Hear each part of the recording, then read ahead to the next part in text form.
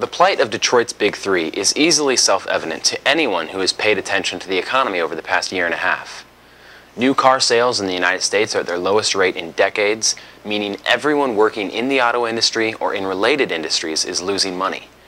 First, the holiday bonuses were garnished, then hours were dropped, wages were cut, plants were shut down, and on and on. All of this happened in a virtual flash. Now it seems as if we may be witnessing the first official casualty of the auto crisis, the death of Chrysler LLC. Chrysler came under new management in 2007, after Cerberus Capital took over an 80.1% stake in the company from its German parent, Daimler. Since coming under new management, it has been nothing but bad luck. The company has virtually zero foreign market share, so when sales plummeted in the United States, Chrysler plummeted with them. It was already obvious that Chrysler was a third string among American automakers, and it was easily being eclipsed by Toyota and Honda. The firm has already cut close to 40,000 jobs in response to domestic slowdowns.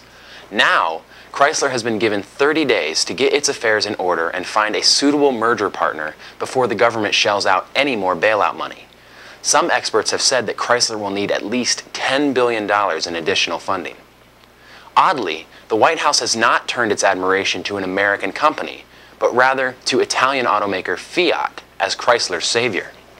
Until recently, Fiat was stuck with the nickname Fix It Again Tony because of constant problems with all of their vehicle lines. It was dead in the water, but new management invigorated that company. Now, the government, particularly the White House, is hoping for a partnership which would put Fiat in control of 35% of Chrysler. It would give the American company access to a foreign market, and most importantly, it would bring an honest revenue stream. Unfortunately, that is where the benefits for Chrysler stop. There is no reason to think that Fiat has infinitely more engineering wisdom than does 84-year-old Chrysler. There's no reason to think that Fiat, which also produces the Alfa Romeo brand, has technology which Chrysler desperately needs. In exchange for giving Chrysler something that it could very well make for itself, small car blueprints, and a tiny overseas niche, Fiat will get access to the world's largest consumer market, the United States. They will get access to technological sharing from Chrysler, which actually means something for them, and will perhaps be put on display nationwide at Chrysler dealers. Chrysler isn't any less likely to collapse with or without Fiat, but Fiat is certainly a lot more likely to succeed in its climb up the auto ranks through its partnership with Chrysler. This deal could essentially replace an American icon with a European one, without ever solving the problems of keeping American workers employed and putting out vehicles that people actually want to buy. Worst of all, everyone in the government, from the White House to Congress, favors this merger.